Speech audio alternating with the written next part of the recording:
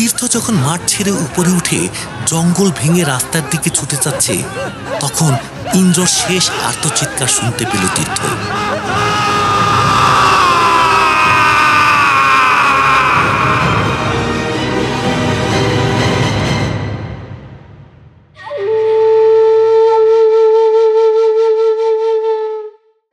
গপ্প vibes audio drama, গপ্পে জাগুক অনুভব।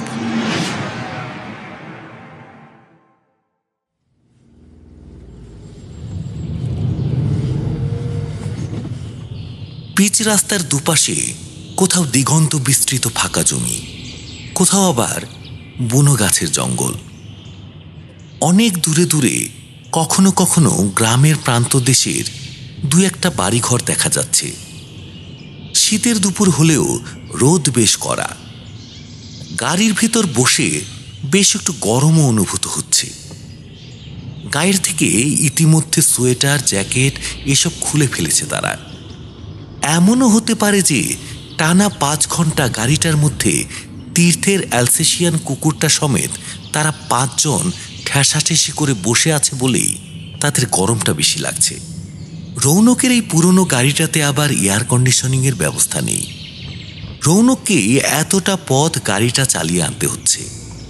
গাড়ির স্টিয়ারিং এ হাত রেখে সামনের রাস্তার দিকে তাকিয়ে ড্রাইভ করতে করতে সে বলল, কি রে সুপর্ণ, তোর সবুজ গ্রাম কোথায় রে? চারপাশে তো জনমানবের চিহ্ন নেই। উফ, অসহ্য। ইন্দ্র কথাটা শুনে বলল, তোরা আর পিকনিক করার জায়গা খুঁজে পেলি না। বেলা 1টা বেজে গেছে, অথচ সে জায়গাতে এখনো পৌঁছতে পারলাম না। এদিকে আমার পেট খিদেতে চুই চুই করছে। তাদের 5 জনের মধ্যে বিকাশই একমাত্র ভোস ভোস করে ঘুমুচ্ছে। গাড়িতে উঠলেই ঘুমিয়ে পড়া তার স্বভাব। যেন পিকনিকে নয়, ঘুমোবার জন্য সে বেরিয়েছে। নদিয়া জেলার প্রান্তসীমায় সবুজ গ্রাম নামে জায়গাটাতে পিকনিক করার প্রস্তাবটা প্রথমে দিয়েছিল সুপর্ণই। রৌনকের প্রশ্ন আর ইন্দ্রর কথার খোঁচা শুনে সে আমতা আমতা করে বলল, আর একটু এগিয়ে দেখ না, নিশ্চয়ই পৌঁছে যাব। তার এ কথায় ইন্দ্র বেশ বিরক্তি নিয়ে বলল, কত আর এগোবো? এগোতে এগোতে তো এবার মনে হয় বাংলাদেশ সীমান্তে পৌঁছে যাব। এর থেকে কলকাতার কাছে বারাসাতের দিকে কোনো বাগান বাড়িতে পিকনিকে গেলেই হতো। সুপর্ণ আর কোথাও যাবার জায়গা খুঁজে পেল না। মোবাইল নেটওয়ার্কও চলে গেছে, লোকেশন ম্যাপ দেখারও কোনো উপায় নেই। কথাটা কানে যেতেই সুপর্ণ ক্ষেপে উঠে বলল, আমার এখানে দোষটা কোথায়? যে ভ্রমণ ম্যাগাজিনে পিকনিক স্পটের কথাটা ছিল সেটা তো তোদের দেখিয়েছিলাম। তোরা তো তখন বললি হ্যাঁ ওখানেই যাব, নতুন জায়গা, গাছগাছালি, নদী সবকিছুই আছে, বেশি পিকনিক পার্টি যায় না বলে আমাদের কেউ ডিস্টার্ব করবে না। এখন আবার আমার উপর দোষটা পাচ্ছিস কেন? আমি কি তোদের পায়ে ধরেছিলাম সবুজ গ্রামে যাওয়ার জন্য? হ্যাঁ। সুপর্ণর কথার জবাবে ইন্দ্র কিছু একটা জবাব দিতে যাচ্ছিল, কিন্তু কথোপকথন ঝগড়ার দিকে এগোচ্ছে দেখে তাদের থামাবার জন্য তীর্থ তাদের ধমকে উঠে বলল, আহ, তোরা সবাই চুপ কর তো। ঝামেলা করলে এখানেই গাড়ি থেকে নেমে পড়বো, আর কিছুটা এগিয়ে দেখা যাক কি হয়। তীর্থের কথা শুনে তার পায়ের কাছে বসা কুকুরটা মানে গুন্ডাও ধমকে স্বরে ডেকে উঠল। তীর্থকেই এই বন্ধুদের গ্রুপের দলপতি বলা যায়। সে অন্যদের থেকে কিছুটা ডাকাবুকো ধরনের। অন্যদের বিপদে সে সবসময় ঝাঁপিয়ে পড়ে। আবার স্কুল জীবনে পড়াশোনা, খেলাধুলাতেও বরাবর সে অন্যদের থেকে এগিয়ে থাকত। বন্ধুরা প্রত্যেকেই তার কথা শুনে চলে, কাজেই তার কথা শুনে থেমে গেল সবাই। আগের মতোই চলতে থাকলো গাড়ি। কিছুটা এগুবার পর দূর থেকে তারা দেখতে পেল রাস্তা দুদিকে ভাগ হয়ে গেছে। তা দেখে রৌনক বলল, এই নাও, হলো তো, এবার কোন রাস্তা ধরতে হবে কে জানে। কিন্তু রাস্তা যেখানে ভাগ হয়েছে তার কাছাকাছি সুপর্ণ সামনে তাকিয়ে বলল, ওই দেখ, আমরা কাছাকাছি পৌঁছে গেছি। পথ যেখানে দুভাগে ভাগ হয়েছে তার ঠিক মাঝখানের জমিতে পোতা বাঁশের মাথায় একটা টিনের সাইনবোর্ড ঝুলছে। তাতে আঁকাবাঁকা হরফে কালো রং বা আলকাতরা দিয়ে লেখা সবুজ গ্রাম। আর তার ঠিক নিচেই বাঁশের গায়ে পেরেক দিয়ে পোতা একটা কাঠের তীর সবুজ গ্রামের পথ নির্দেশ করছে। ডান দিকের রাস্তাটা ধরতে হবে সবুজ গ্রামে পৌঁছতে হলে। শুধু সুপর্ণই নয়, সাইনবোর্ডটা দেখে তীর্থসহ সবাই উল্লাসধ্বনি করে উঠল। এমনকি বিকাশও ঘুম ভেঙে উঠে বলল, আমরা বুঝে গেলাম নাকি? রৌনক সবুজ গ্রামে যাবার নির্দেশিত পথে ডান দিকের রাস্তাতে গাড়ি ঢুকিয়ে দিল। ক্লান্তি মুছে আবার নতুন উদ্যমে এগুতে থাকলো তারা। রাস্তার দুপাশের ঝোপঝাড় কিছুক্ষণের মধ্যেই বদলে যেতে লাগলো বড় বড় গাছে। পথের দুপাশে দাঁড়িয়ে থাকা গাছগুলো দুদিক থেকে তাদের ডালপালা প্রসারিত করে যাত্রাপথের মাথার উপর চাঁদোয়া রচনা করেছে। রোদের আলো ঝিলিক দিচ্ছে তার ফাঁক দিয়ে। একসময় মাথার উপরের সেই পাতা ডালপালার চাঁদোয়ার আস্তরণ যেন আরো ঘন হয়ে এলো। ছায়াময় হয়ে উঠল পথটা। এগিয়ে চলল তারা। কিন্তু বেশ অনেকটা পথ এগুবার পরেও কোনো লোকালয়ের দেখা মিলল না। আবারও কেমন যেন আশঙ্কা দানা বাঁধতে শুরু করলো সবার মনে। গাড়ি ড্রাইভ করতে করতে রৌনক বলল, আহ, এদিকেও তো পথ শেষ হচ্ছে না। দূর, কোন এলাকায় এসে পড়লাম কে জানে। ঠিক এই সময় তারা দেখতে পেল কিছুটা তফাতে রাস্তার পাশের জঙ্গলের ভেতর থেকে একজন লোক বেরিয়ে গাড়িটার উদ্দেশ্যে হাত তুলে দাঁড়ালো। রৌনক তার সামনে পৌঁছে ব্রেক কষে গাড়িটা দাঁড় করালো।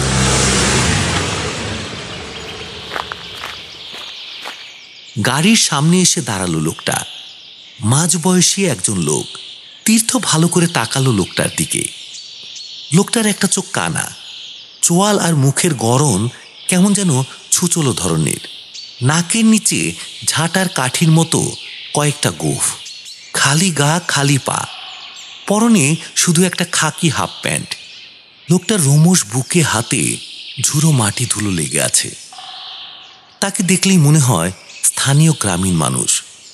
তীর্থ লোকটার উদ্দেশ্যে বলল, আমরা পিকনিক করতে যাচ্ছি সবুজ গ্রামে। সে জায়গা আর কত দূর? আর তুমি গাড়ি থামালে কেন? হলদেটে দাঁত বার করে হাসল লোকটা। তারপর বলল, আপনারা ভুল পথে এসেছেন বাবু। এ জায়গা এখান থেকে 20 মাইল পেছনে। রাস্তা যেখানে দুভাগ হয়েছে সেখান থেকে বাম দিকে। আপনারা ভুল পথে এসেছেন বুঝতে পেরে গাড়ি থামালাম। কথাটা শুনে তীর্থ বিস্মিতভাবে বলে উঠল, কিন্তু সেখানে কাঠের তীর চিহ্ন দিয়ে তো এই পথটাই দেখানো ছিল। তীর্থের কথায় লোকটা বলল, অমন হয় মাঝে মাঝে। বাতাসে তীরটা অন্য দিকে ঘুরে যায়। লোকটার কথা শুনে আঁতকে উঠল সবাই। ভুল পথে চলে এসেছে তারা। বেলা তো প্রায় 2টো বাজতে চলল। গাড়ি ঘুরিয়ে কখনই বা তারা সে পথে পৌঁছবে? তারপর রান্নাবান্না করে কখনই বা খাবে? নাকি চড়ুই ভাতি না করেই কলকাতার পথে রওনা হতে হবে তাদের? গাড়ির পেছনের অংশে হাঁড়ি, কড়াই, বাজার ইত্যাদি মালপত্র রাখা আছে। সেগুলো দেখতে পেয়ে আর সম্ভবত তীর্থদের মনের অবস্থা বুঝতে পেরে লোকটা এরপর তাদের উদ্দেশ্যে বলল, তবে বাবুরা ইচ্ছে করলে এখানেই চড়ুই ভাতি করতে পারেন। গাছগুলোর আড়ালে বেশ সুন্দর ফাঁকা জায়গা আছে। লোকটার কথা শুনে ইন্দ্র অন্যদের উদ্দেশ্যে বলল, কথাটা কিন্তু মন্দ নয়। আর কোথাও গিয়ে কাজ নেই, এখানেই নেমে পড়ি। কি বলিস সব? রৌনক বলল, তা নয় বুঝলাম, কিন্তু রান্না হবে কিভাবে?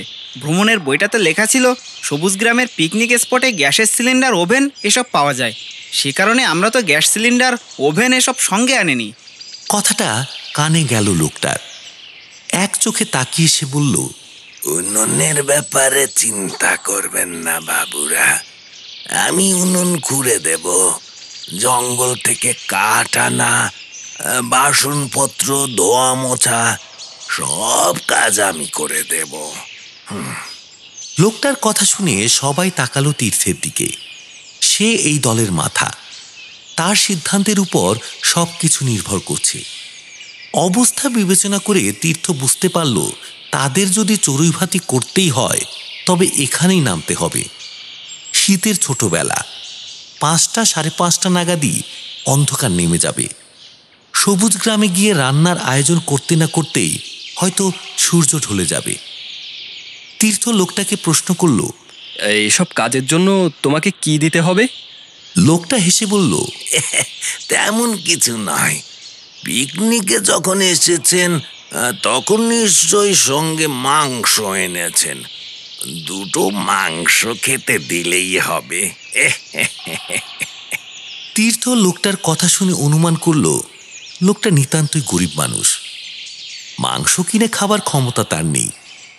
তাই দুটো মাংস ভাত খাবার লোভে তাদেরকে সাহায্য করতে চাইছে। তীর্থ লোকটার উদ্দেশ্যে প্রথমে বলল, হ্যাঁ, মাংস আমাদের সঙ্গেই এনেছি, আর খাবার যা বাঁচবে তাও তোমাকে দেব, আর কিছু বকশিসও দেব। এ কথা বলার পর তীর্থ সঙ্গীদের উদ্দেশ্যে বলল, চল তবে এখানেই নেমে পড়ি। গুন্ডা শুয়েছিল তীর্থের পায়ের কাছে। তীর্থ তার গলাতে পরানো নাইলনের ফিতেটা ধরে টানতে কুকুরটা প্রথমে উঠে দাঁড়ালো। তারপর গাড়ি জানলার বাইরে লোকটাকে দেখতে পেয়েই তীব্র গর্জন করে উঠল। কুকুরটাকে আগে দেখতে পায়নি বাইরে দাঁড়ানো লোকটা।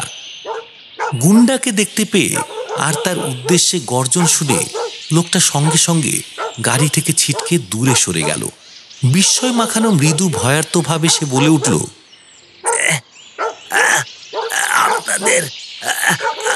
আপনাদের সঙ্গে কুকুর আছে? কুকুরের ভয়ে লোকটা চলে গেলে মুশকিল হবে। লোকটার উদ্দেশ্যে গর্জন করেই চলেছে গুন্ডা। তীর্থ গুন্ডার মাথায় হাত বুলিয়ে তাকে শান্ত করার চেষ্টা করতে করতে লোকটাকে আশ্বস্ত করার জন্য বলল, তোমার কোনো ভয় নেই, ও কাউকে কোনোদিন কামড়ায় না, তোমাকে নতুন লোক দেখে অমন করছে। গাড়ি থেকে নেমে পড়ল সবাই। তীর্থ গুন্ডার গলার বকলেসের ফিতেটা ধরে গাড়ি থেকে নামাতেই সে লোকটার উদ্দেশ্যে গর্জন করে এগুতে গেল। তীর্থ ফিতেটা ধরে গুন্ডাকে নিয়ে গাড়ি থেকে কিছুটা তফাতে সরে গিয়ে আবারও লোকটাকে আশ্বস্ত করে বলল, ভয় পেও না, একটু পরই ও তোমাকে চিনে ফেলবে, তখন আর ডাকবে না, আমি ধরে আছি ওকে। তা তোমার নাম কি? তীর্থের কথা শুনে লোকটা মনে হয় সাহস পেল। সে বলল, হ্যাঁ, ওকে বেঁধেই রাখবেন, আমি কুকুর ভয় পাই। আমার নাম বুজরুক। অন্য সবাইও গাড়ি থেকে নেমে পড়ল। গাড়ির ভেতর থেকে রান্নার বাসনপত্র, বাজার, জলের ব্যারেল, শতরঞ্চি এসবও নামানো শুরু হলো। গুন্ডাকে নিয়ে একপাশে দাঁড়িয়ে কাজের তদারকি করতে লাগলো তীর্থ। গুন্ডা তখনও ডেকেই চলেছে লোকটার উদ্দেশ্যে। জিনিসপত্রের মধ্যে সবচেয়ে ভারী জিনিস হলো পলিথিনের 40 লিটারের জলের ব্যারেলটা। বিকাশ আর রৌনক মিলে ধরাধরি করে সেটা গাড়ি থেকে নামাতেই বুজরুক নামে লোকটা একাই সেটা কাঁধে তুলে নিল। তা দেখে তীর্থরা বুঝতে পারল গ্রাম্য লোকটা বেশ পরিশ্রমী আর তার শরীরে শক্তিও আছে। জলের পাত্রটা কাঁধে তুলে নিয়ে ইশারাতে সে তীর্থদের অনুসরণ করতে বলল তাকে। সবাই অন্য মালপত্র নিজেদের মধ্যে ভাগ করে নিয়ে তার পেছনে এগুলো। সবার পেছনে তীর্থ চলল তার কুকুরের গলায় নাইলনের ফিতেটা ধরে। 20-25 পা হেঁটেই রাস্তার গায়ের জঙ্গলের মধ্যে দিয়ে একটা সুড়ি পথ। সেখানে ঢুকে পড়ল লোকটা, আর তার পিছন পিছন অন্যরা। সে পথে কিছুটা এগুতেই তীর্থদের সামনে থেকে গাছের প্রাচীর সরে গেল। উন্মুক্ত হলো একটা ডিম্বাকৃতি ফাঁকা জমি। তার চারপাশের বড় বড় গাছ আর তাদের পাদদেশে ঝোপঝাড়গুলো যেন প্রাচীরের মতো ঘিরে রেখেছে মাঠটাকে। শীতের দুপুরে নরম রোদ খেলা করছে ফাঁকা জমিটাতে। তবে মাঠটা চারপাশের গাছের বেষ্টনী থেকে কয়েক পা নিচে। ঢালু পথ বেয়ে জমিটাতে নেমে পড়ল বুজরু। অন্যরাও নামতে থাকলো। সবার শেষে নামলো তীর্থ। কিন্তু গুন্ডা জমিটাতে নেমেই মাটিটা একবার শুকলো, আর তারপরই মুখ ফিরিয়ে পিছু হটার চেষ্টা করল। সে যেন আর এগোতে চায় না। তীর্থ তার বকলেসের ফিতে ধরে সামনে টানার চেষ্টা করতে থাকলো। এই দেখে থমকে দাঁড়িয়ে পড়ল অন্যরা। বুজরুকও পিছন ফিরে তাকালো তীর্থের দিকে। তীর্থের মনে হলো তাকে আর গুন্ডাকে দেখে এবার ভয় নয়, কেমন যেন একটা অদ্ভুত হাসি ফুটে উঠল বুজরুকের ঝাঁটার মতো গোফের নিচে ছুচালো ঠোঁটে। তীর্থের উদ্দেশ্যে সে বলল, কুকুরটাকে বরং আপনি গাড়িতেই রেখে আসুন। কুকুরটা বাঘের মতো দেখতে হলেও মনে হয় ও ভীতু, অচেনা জায়গাতে আসতে ভয় পাচ্ছে। বুজরুকের কথা শুনে সুপর্ণ ইন্দ্র হেসে ফেলল। বুজরুকের কথায় আর বন্ধুদের হাসি দেখে আতে ঘা লাগলো তীর্থের। বন্ধু মহলে তার বেশ গর্ববোধ আছে গুন্ডা নামের এই বিরাট সারমেয়টিকে নিয়ে। বুজরুক নামের লোকটার উদ্দেশ্যে মৃদু ধমকে উঠে তীর্থ বলল, ওকে কোথায় রাখবো তা নিয়ে তোমার ভাবতে হবে না, তুমি এগোও। ধমক শুনে লোকটা আবার সামনের দিকে হাঁটতে শুরু করলো। অন্যরা এগুলো, আর তীর্থ তার কুকুরটাকে টেনে হিঁচড়ে নিয়ে চলল মাঠের ভেতর দিকে। তীর্থ খেয়াল করলো মাঠের বেশ কয়েকটা জায়গাতে ছোট বড় উনুনের গর্ত আছে। বুজরুকের পিছন পিছন সবাই গিয়ে উপস্থিত হলো জমিটার বিপরীত দিকে জঙ্গলের গায়ে একটা বড় গাছের সামনে। জলের পাত্রটা সে মাটিতে নামিয়ে রেখে বলল, এখানে আপনাদের কোনো অসুবিধা হবে না। দাঁড়ান, আমি আগে কাঠ নিয়ে আসি, তারপর চট করে উনুন বানিয়ে দেব। বুজরুক যে জায়গায় এনে দাঁড় করালো তার কাছাকাছিও মাটির মধ্যে বেশ কয়েকটা ছোট বড় গর্ত আছে। দু একটা গর্তের সামনে পোড়া কাঠও রয়েছে। তা দেখে রৌনক লোকটাকে প্রশ্ন করল, এত উনুনের গর্ত কেন? প্রশ্ন শুনে লোকটা হেসে চারপাশের গর্তগুলোর দিকে তাকিয়ে বলল, আপনাদের মতো ভুল করে অনেকে অনেক সময় এখানে চলে এসে এখানেই চড়ুই ভাতি করে। তাদেরই উনুনের গর্ত আমি খুঁড়ে দিয়েছি। আপনাদের জন্য নতুন গর্ত খুঁড়ে দেব, নতুন গর্তে ভালো আগুন জ্বলবে। কথাগুলো বলে জমিটার গায়ে বনের মধ্যে ঢুকে গেল বুজরুক। গাছটার কাছেই ফাঁকা জমিতে জিনিসপত্র নামিয়ে শতরঞ্চি বিছানো শুরু হয়ে গেল। কোথাও অন্য কোনো লোকজন নেই। জঙ্গল থেকে শুধু পাতা খসার খসখস শব্দ ভেসে আসছে। মাঠের ভিতর বেশ ঠান্ডা বাতাস থাকলেও দুপুরের রোদে একটা মিঠে আমেজ অনুভূত হচ্ছে। সুপর্ণ বলল, জায়গাটা কিন্তু বেশ লাগছে, বল কেমন নিরিবিলি, বিরক্ত করার মতো কেউ নেই। অন্য পিকনিক স্পটগুলোর মতো লাউড স্পিকারের কান ফাটানো অত্যাচারও নেই। ইন্দ্র বলল, ঠিক তাই, চারপাশের জঙ্গলগুলো দেখে মনে হচ্ছে এবার আমরা সত্যিই বনভোজন করতে এসেছি। তীর্থ তাদের কথা শুনে হাসল। কিছু সময় আগে চলন্ত গাড়িতে এদের দুজনের মধ্যেই ঝগড়া বাঁধার উপক্রম হচ্ছিল। মিনিট 15 মধ্যেই শুকনো কাঠ ডালপালার বিরাট বোঝা নিয়ে বেরিয়ে এলো বুজরুক। যেখানে শতরঞ্চি বিছানো হয়েছে তার কিছুটা তফাতে মাঠের মধ্যে কাঠগুলো নামিয়ে রেখে একটা ছুচুলো কাঠের টুকরো নিয়ে লোকটা গর্ত করার কাজ শুরু করতে যেতেই গুন্ডা তাদের উদ্দেশ্যে আবার ভয়ঙ্কর চিৎকার শুরু করল। তীর্থ তার গলার ফিতে খুলে দিলেই যেন সে লাফিয়ে পড়বে লোকটার উপর। বুজরুক একবার তাকালো গুন্ডার দিকে, তারপর মাটি খোঁড়ায় মন দিল। প্রথমে ছুচলো কাঠের টুকরোর কয়েক ঘা দিয়ে কিছুটা মাটি উঠিয়ে নিল সে। তারপর কাঠটা ফেলে দিয়ে দুহাত দিয়ে মাটি সরাতে লাগলো সে। তার মাটি খোঁড়ার ভঙ্গি দেখে তীর্থের মনে হলো যেভাবে কুকুর বেড়াল জাতীয় প্রাণীরা মাটি খোঁড়ে ঠিক সেভাবেই যেন দুহাতে মাটি খুঁড়ে চলেছে লোকটা। বুজরুকের গর্ত খোঁড়া দেখতে দেখতে আরো একটা জিনিস এবার খেয়াল করলো তীর্থ। লোকটার হাতের নখগুলো বেশ বড় বড়, সেজন্যই ওভাবে গর্ত খুঁড়তে পারছে সে। যতক্ষণ বুজরুক গর্ত খুঁড়ল ততক্ষণ ডেকেই চলল গুন্ডা। তারপর সে কেমন যেন অদ্ভুত নিশ্চুপ হয়ে গেল। গর্ত খুঁড়ে কাঠ দিয়ে উনুন সাজিয়ে ফেলল বুজরুক। বিকাশ এরপর উনুনটা ধরিয়ে ফেলল। হাতে বেশি সময় নেই, তাই শুধু মাংস ভাত রান্না হবে বলেই ঠিক হলো। চাল ধুয়ে প্রথমে ডেকচিতে ভাত বসানো হলো। তারপর শতরঞ্জিতে তাস নিয়ে আড্ডা দিতে বসলো সবাই। তীর্থও এগিয়ে গেল শতরঞ্জির দিকে, কিন্তু গুন্ডা কিছুতেই বসতে চাইল না শতরঞ্জিতে। বারবার উঠে দাঁড়িয়ে সে তাকাতে লাগলো চারদিকে। অগত্যা কিছুটা বাধ্য হয়েই তীর্থ তাকে নিয়ে গিয়ে কাছেই একটা সরু গাছের গুড়ির সঙ্গে বেঁধে এলো। তারপর অন্যদের পাশে বসল।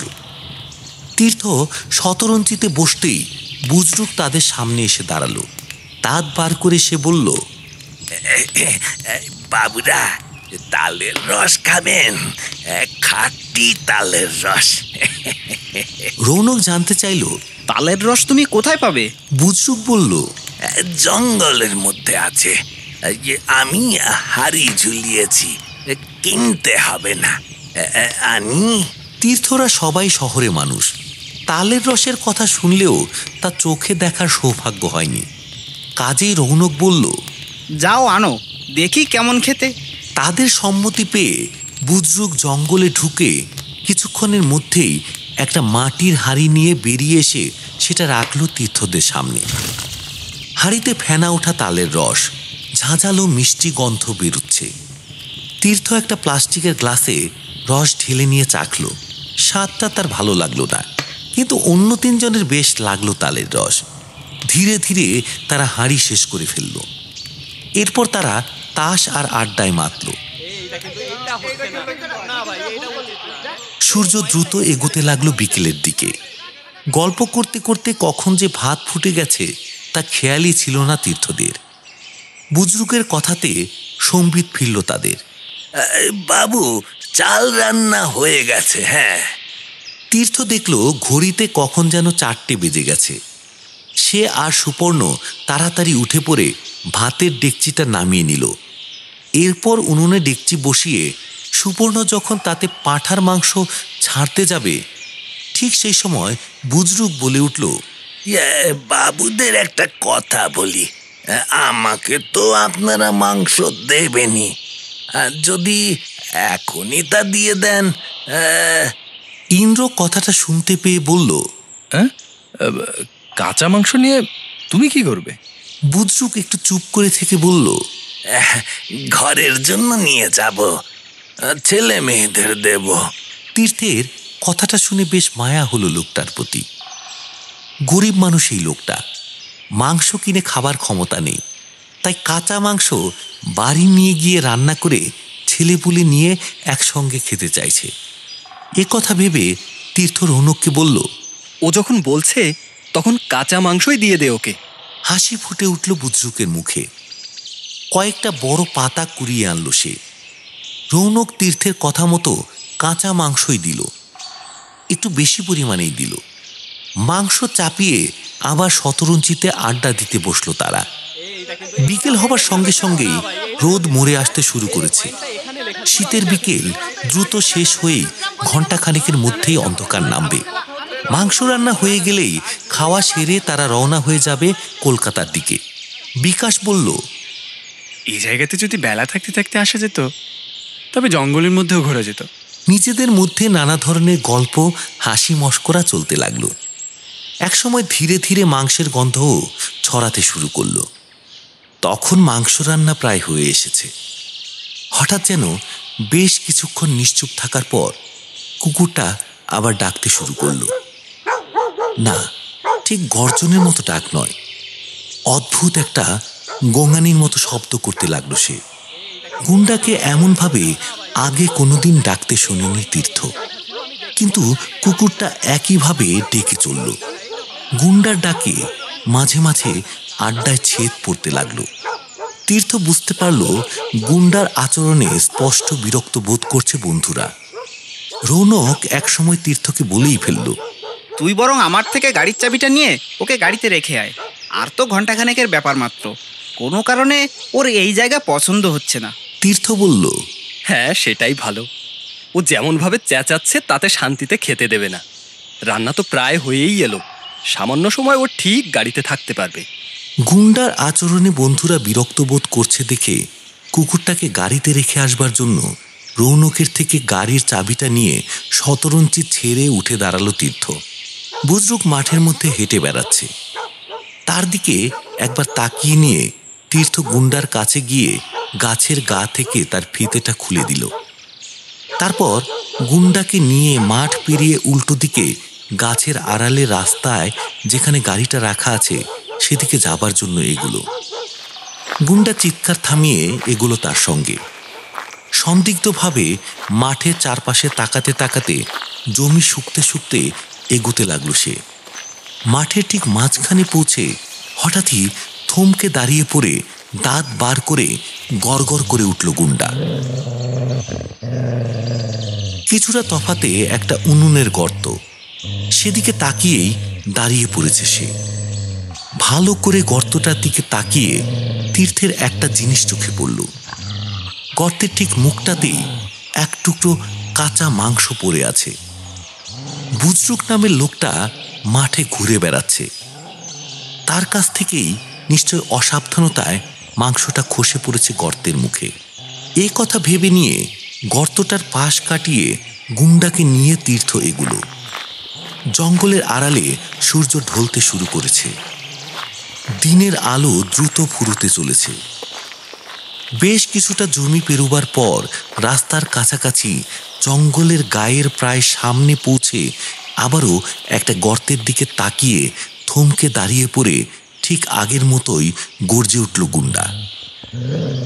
সেই গর্তটার দিকে তাকিয়ে এবার সত্যিই বেশ আশ্চর্য হলো তীর্থ। এ গর্তটার ঠিক মুখে আছে কাঁচা মাংসের টুকরো। তবে কি বুজরুক নামের ওই লোকটা নিজেই মাঠের মধ্যে ঘুরে বেড়াতে বেড়াতে মাংসের টুকরো ছড়াচ্ছে? লোকটা পাগল নাকি? অদ্ভুত লোক তো। তীর্থ তাকালো তার বেশ কিছুটা দূরে মাঠের মাঝখানে তার দিকে পিছন ফিরে ঘুরতে থাকা বুজরুকের দিকে। হাত দুটো স্পষ্ট দেখা যাচ্ছে তার, খালি হাত। যাকে সে তার ভাগের মাংস নিয়ে যা করেছে করুক।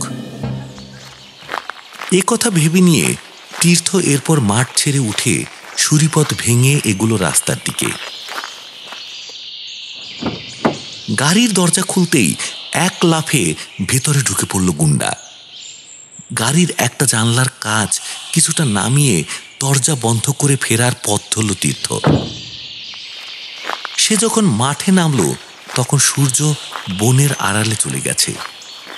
অন্ধকার নামার আগেই খাওয়া সেরে মালপত্র গুছিয়ে তাদের ফিরতে হবে।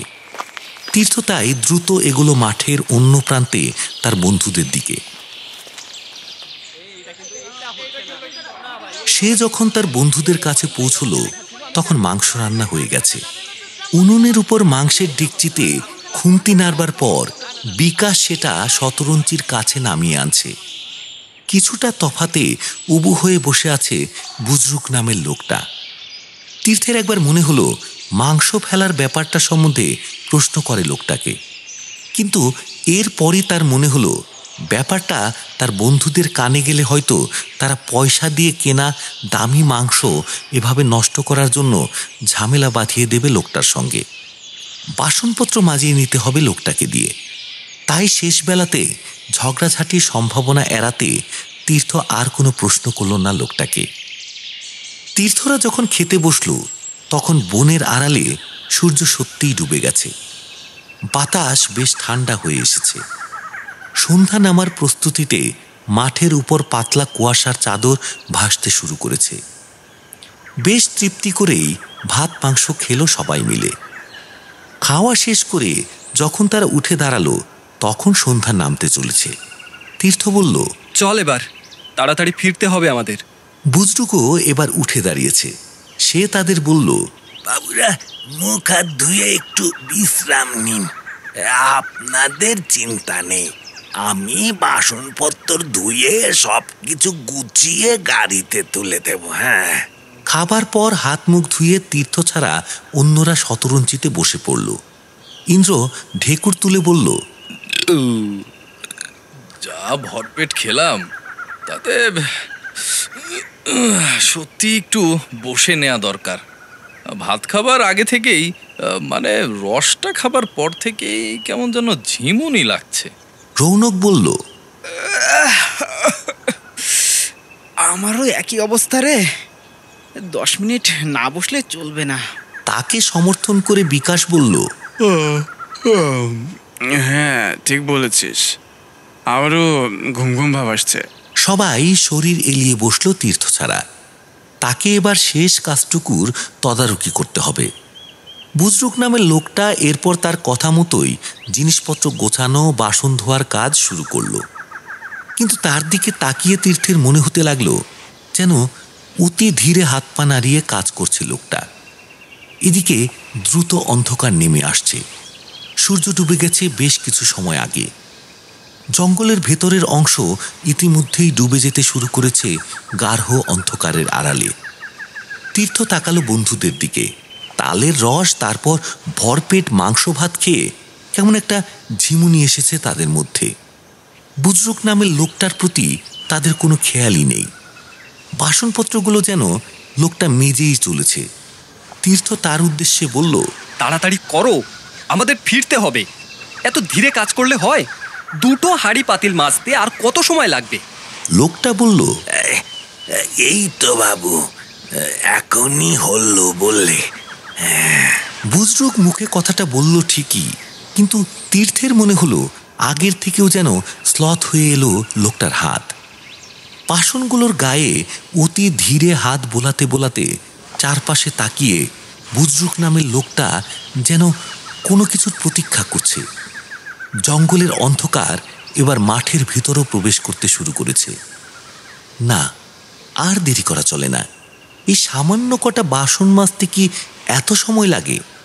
একসময় তীর্থ বাধ্য হয়ে লোকটার উদ্দেশ্যে বলল, থাক, যথেষ্ট হয়েছে, আর কাজ করতে হবে না। কথাটা শুনে বুজরুক উঠে দাঁড়িয়ে হেসে বলল, হ্যাঁ, আর কাজ করতে হবে না। তার কথা শেষ হওয়ার সঙ্গে সঙ্গেই যেন কেউ একটা কালো চাদর বিছিয়ে দিল সেই অচেনা মাঠে। আর এর পর মুহূর্তেই চারিদিক থেকে একটা বীভৎস শব্দ উঠল, সম্মিলিত শিয়ালের ডাক। কেমন যেন অতি প্রাকৃত, রক্ত জল করা বীভৎস সেই শব্দ। আচম্বিতে সেই শব্দ শুনে তীর্থের সঙ্গীদের তন্দ্রাচ্ছন্ন শিথিল ভাবটা সামান্য হলেও কেটে গেল। উঠে দাঁড়ালো তারা। আর এরপরই তীর্থ দেখতে পেল বিন্দু বিন্দু আলো যেন মাটির ভেতর থেকে উঠে দাঁড়িয়ে তাদের দিকে এগিয়ে আসছে।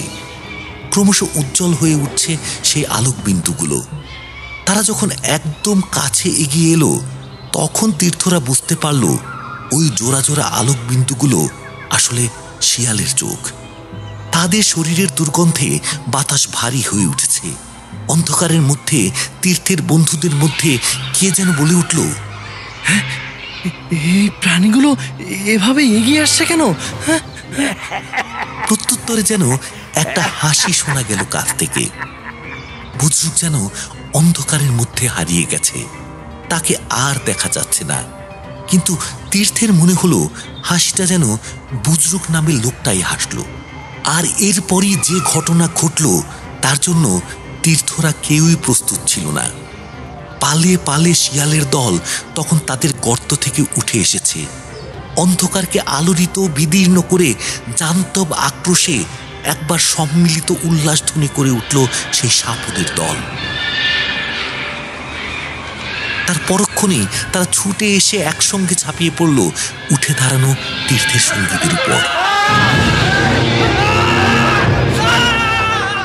মুহূর্তের মধ্যে এক নারকীয় ভয়াবহ পরিবেশ সৃষ্টি হলো চারদিকে।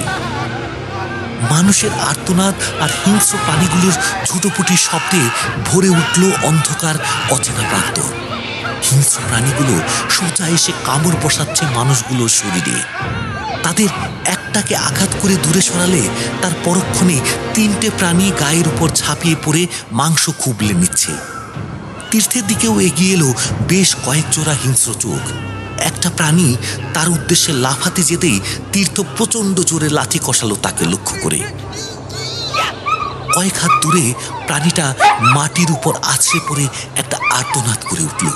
আর সেই আর্তনাদ শুনে শিয়ালের দল প্রচন্ড আক্রোশে সম্মিলিতভাবে বীভৎস চিৎকার করে উঠল। তীর্থের মনে হলো মাঠের চারদিকের অন্ধকারের মধ্যে থেকে জোড়া জোড়া জ্বলন্ত চোখ এবার যেন তাকে লক্ষ্য করে ছুটে আসছে। তীর্থ বুঝতে পারল বাঁচতে হলে পালাতে হবে তাদের। বন্ধুদের উদ্দেশ্যে সে বলে উঠল, পালা পালা, মাঠ ছেড়ে রাস্তার দিকে পালা।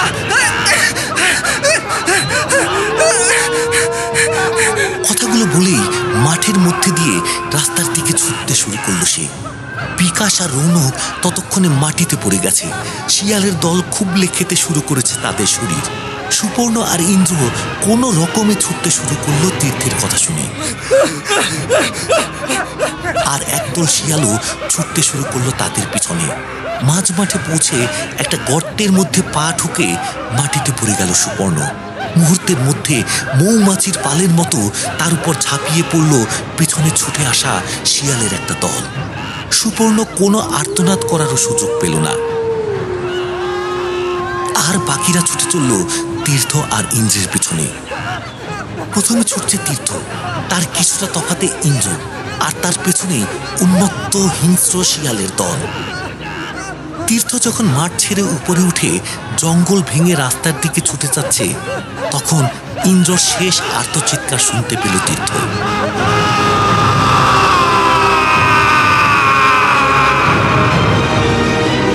সে বুঝতে পারল হিংস্র প্রাণীগুলো ধরে ফেলল ইন্দ্রকে।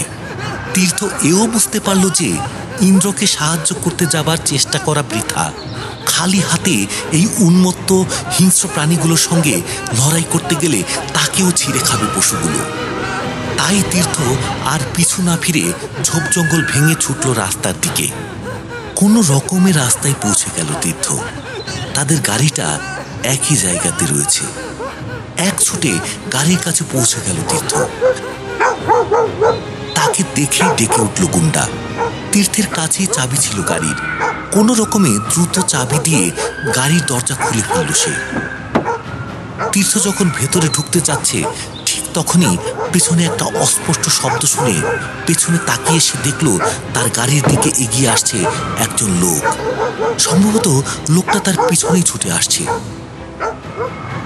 অন্ধকার হলেও তার অবয়ব দেখে চিনতে অসুবিধা হলো না তীর্থের। লোকটা তীর্থের কোনো বন্ধু নয়, সে বুজরুক। সেও কি তবে শিয়ালদের তাড়া খেয়ে পালিয়ে এলো, নাকি অন্য কোনো ব্যাপার? গাড়িতে উঠতে গিয়েও তার দিকে তাকিয়ে থমকে দাঁড়িয়ে পড়ল তীর্থ। লোকটা গাড়ির আরো কাছে এগিয়ে এলো। তীর্থের মনে হলো কানা বুজরুকের একটা চোখ যেন শিয়ালগুলোর চোখের মতোই জ্বলছে। আর এরপরই প্রভুকে বাঁচাবার জন্য খোলা দরজা দিয়ে নেমে পড়ল গুন্ডা। বিশাল কুকুরটা তীর্থকে পাশ কাটিয়ে তীর বেগে ছুটে গিয়ে বিজাতীয় আক্রোশে গর্জন করে লাফ দিল বুজরুককে লক্ষ্য করে। অত বড় কুকুরটা লাফ দিয়ে তার বুকের উপর পড়তেই টাল সামলাতে না পেরে লোকটা মাটিতে পড়ে গেল।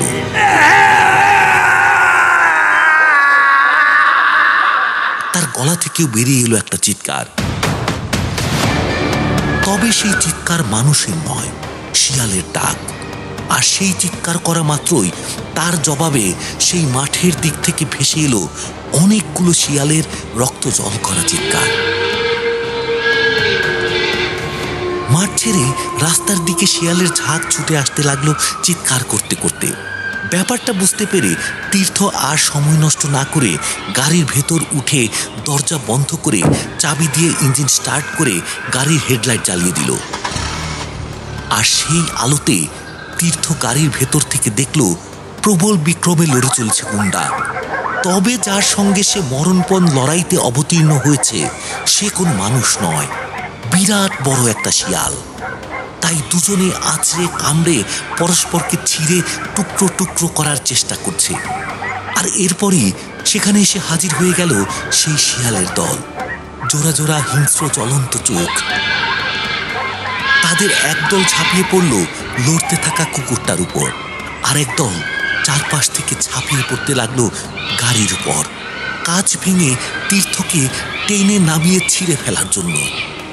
তাতে শরীরের আঘাতে থরথর করে কেঁপে উঠতে লাগলো গাড়িটা। কয়েকটা শিয়াল লাফিয়ে উঠল গাড়ির বনেটে। তাদের হিংস্র দাঁত আর তীর্থের শরীরের মধ্যে শুধু একটা কাচের চাদরের ব্যবধান। গাড়িটাকে গিয়ারে দিয়ে শক্ত হাতে স্টিয়ারিং ধরে অ্যাক্সিলারেটরে চাপ দিল তীর্থ। প্রাণীগুলো ছিটকে পড়ল গাড়ির উপর থেকে। তীর্থ সামনের রাস্তা ধরে তীর বেগে ছুটিয়ে দিল গাড়ি। সেই মাঠে পড়ে রইল তার 4 বন্ধু রৌনক, ইন্দ্র, বিকাশ, সুপর্ণ আর সেই হিংস্র শিয়ালের দল।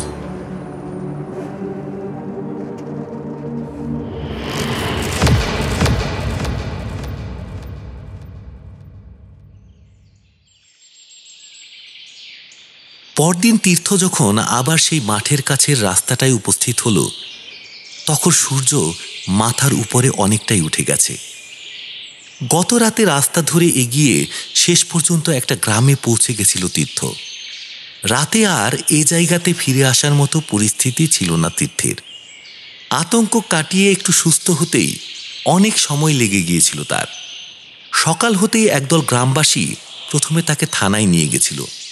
সেখান থেকে পুলিশের গাড়ি নিয়ে এই জায়গায় আসতে বেলা প্রায় 10টা হয়ে গেছে। গ্রামবাসীদের নিয়ে তীর্থের গাড়ি আর পুলিশের গাড়িটা এসে ঠিক সেই জায়গাতে দাঁড়ালো, যে জায়গাতে গতকাল ছিল তীর্থদের গাড়িটা। তীর্থ সমেত সবাই গাড়ি থেকে নেমে প্রথমেই দেখতে পেল রাস্তার একপাশে ছিন্ন ভিন্ন হয়ে পড়ে আছে গুন্ডার মৃতদেহ। শিয়ালের দল ছিঁড়ে টুকরো টুকরো করেছে গুন্ডাকে। গ্রামবাসী বা পুলিশের কাছে তীর্থ সব কথা বললেও পাছে তারা তাকে পাগল ভাবে, সেজন্য সেই ভয়ঙ্কর কথাটি বলেনি তীর্থ। সে তাদের বলেনি যে সে তার চোখের সামনে বুজরুক নামের সেই কানা লোকটাকে শিয়ালে পরিণত হতে দেখেছে। তীর্থ শুধু বলেছে সে যখন গাড়িতে উঠে পালাচ্ছিল তখন তার কুকুরটা লড়াই করছিল একটা বিরাট শিয়ালের সঙ্গে। গুন্ডার অন্তিম পরিণতি দেখার পর একজন পুলিশ অফিসারের নেতৃত্বে পুলিশ কর্মী আর গ্রামবাসীদের সঙ্গে তীর্থ মন শক্ত করে সেই মাঠের দিকে এগোলো আরও ভয়াবহ কোনো দৃশ্য প্রত্যক্ষ করার জন্য। জঙ্গলের বেড়া ভেঙে তারা মাঠের সামনে এসে দাঁড়ালো। না, কোথাও কোনো অন্ধকার নেই, নেই আর্তনাদ বা শিয়ালদের সেই বীভৎস চিৎকার। আলো ঝলমল করছে মাঠটাতে। সবাই মিলে মাঠে নেমে পড়ল। কিছুটা তফাতে তফাতে জেগে আছে সেই গর্তগুলো। গতকাল সেই গর্তগুলো ভালো করে খেয়াল করেনি তীর্থরা। ভালো করে গর্তগুলো খেয়াল করলেই তারা দেখতে পেত গর্তের ভেতর থেকে সুড়ঙ্গ চলে গেছে মাটির গভীরে। একটা গর্তের দিকে তাকিয়ে তীর্থ ভয়ার্তভাবে বলল, এই গর্তগুলোর ভিতর থেকেই উঠে এসেছিল প্রাণীগুলো। আমরা এই গর্তগুলোকে উনুনের গর্ত ভেবে ভুল করেছিলাম। একমাত্র আমার কুকুরটা ব্যাপারটা ধরতে পেরেছিল। আমরা তার আচরণে কোনো আমল দেইনি। তীর্থের কথা শুনে পুলিশ অফিসার বললেন, গর্তের মুখগুলো কিন্তু উনুনের গর্তের মতোই, যেন মানুষের হাতেই খোঁড়া। পুলিশ অফিসারের কথা শুনে একজন বৃদ্ধ গ্রামবাসী বলল, গর্তগুলো মানুষের হাতেই খোঁড়া। এই বাবু যে কানা বুজরুকের কথা বলছেন, সেই এই গর্তগুলো খুঁড়েছিল উনুন বানাবার জন্য। শীতকালে অনেক সময় নিরিবিলি জায়গাতে চড়ুই ভাতি করার জন্য এখানেও আসতো শহরের মানুষরা। সবুজ গ্রামের পিকনিকের জায়গা তখনও তৈরি হয়নি। বুজরুক তাদের জন্য মাঠে উনুনের গর্ত খুঁড়ে দিত। সেই গর্তগুলোর মধ্যেই সুড়ঙ্গ তৈরি করে বাসা বানিয়েছিল শিয়ালের দল। কিন্তু বুজরুক যে এখনো বেঁচে আছে, এই বাবুর মুখে তার কথা না শুনলে আমরা জানতামই না। মাঠের অপর প্রান্তে যেখানে তীর্থরা শতরঞ্চি বিছিয়ে পিকনিক করেছিল, সেদিকে এগোতে এগোতে পুলিশ অফিসার লোকটার কথা শুনে প্রশ্ন করলেন, লোকটা যে বেঁচে আছে তা জানতেন না কেন? চলতে চলতে সেই গ্রামবাসী বলল, এ জায়গাতে একটা ঘটনা ঘটেছিল বেশ কয়েক বছর আগে। শুধু শীতের সময় এখানে লোকজন পিকনিক করতে আসতো। বুজুর্গ তাদের জন্য প্রত্যেকবার নতুন উনুনের গর্ত খুঁড়ে দিত, কারণ শীত শেষ হলেই গর্তের মধ্যে বাসা বাঁধত শেয়ালের দল। বুজুর্গ ব্যাপারটা জানতো। সেবার শহর থেকে একটা বাস ভর্তি করে এখানে পিকনিক করতে এসেছিল একদল উচ্ছৃঙ্খল যুবক। বুজুর্গ তাদের জন্য উনুনের গর্ত খুঁড়েছিল,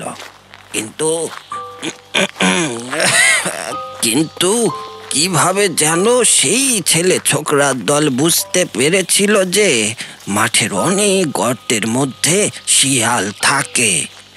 শিয়াল এমনিতেই ভীতু প্রাণী, দিনের বেলাতে তারা বাইরে বেরোয় না।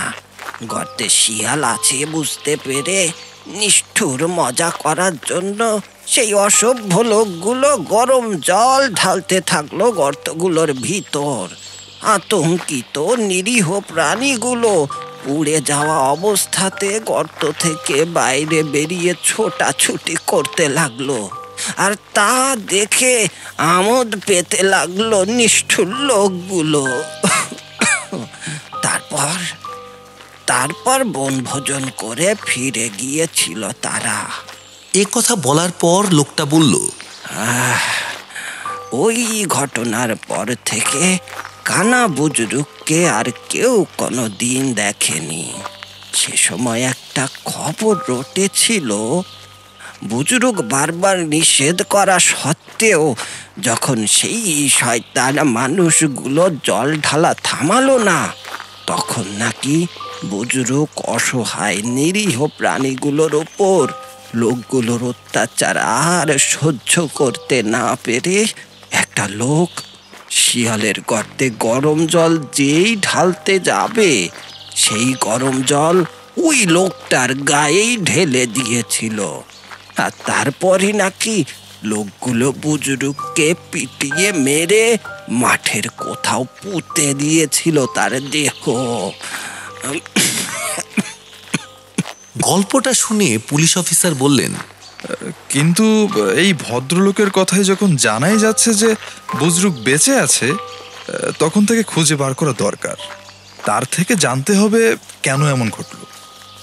তীর্থরা পৌঁছে গেল সেই নির্দিষ্ট জায়গাতে। শতরঞ্চিটা আগের মতোই একই জায়গায় মাটির উপর বিছানো আছে। জিনিসপত্রগুলো ছড়িয়ে ছিটিয়ে পড়ে আছে। কিছুটা তফাতে বুজরুকের খোঁড়া তীর্থদের উনুনের গর্তটাও আছে, কিন্তু তীর্থদের সঙ্গীদের কোনো চিহ্ন নেই। অফিসার বললেন, হ্যাঁ, শিয়ালের দল লোকগুলোকে খেয়ে ফেলেছে নাকি? চারপাশে ঘুরে দেখো, যদি তাদের কোনো চিহ্ন মেলে, আর দেখো ওই বুজরুক কোথাও লুকিয়ে আছে কিনা।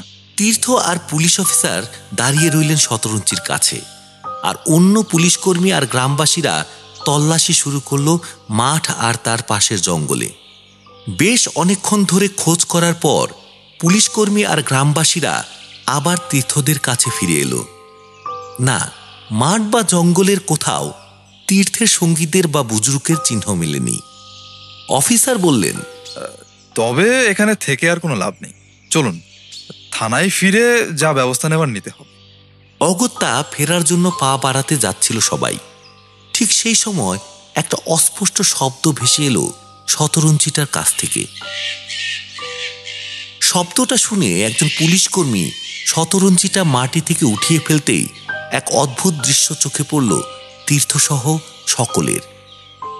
সদ্য খোঁড়া বেশ বড় একটা গর্তে গুটিসুটি মেরে একসঙ্গে শুয়ে আছে 4টে পূর্ণবয়স্ক শিয়াল। তাদের নড়াচড়ার শব্দ কানে গেছিল তীর্থদের। সূর্যের আলো গর্তের মধ্যে পড়তেই চোখ বন্ধ করে ফেলল প্রাণীগুলো। তাদের মধ্যে কোনো হিংস্রতা নেই, বরং এতগুলো মানুষের কণ্ঠস্বর শুনে কাঁপতে লাগলো ভীরু প্রাণীগুলো। বেশ অসহায় দেখতে লাগছে তাদের। কিছুক্ষণ তাদের দেখার পর গর্তটার উপর আবার শতরঞ্চি ঢাকা দেওয়া হলো। সে জায়গা ছেড়ে তীর্থদের উনুনের গর্তটার পাশ দিয়ে হেঁটে ফেরার পথ ধরল সবাই। তীর্থরা যদি সেই উনুনের গর্তটা ভালো করে খেয়াল করত তবে বুঝতে পারত সেই গর্তটাও সুড়ঙ্গের আকার নিয়েছে।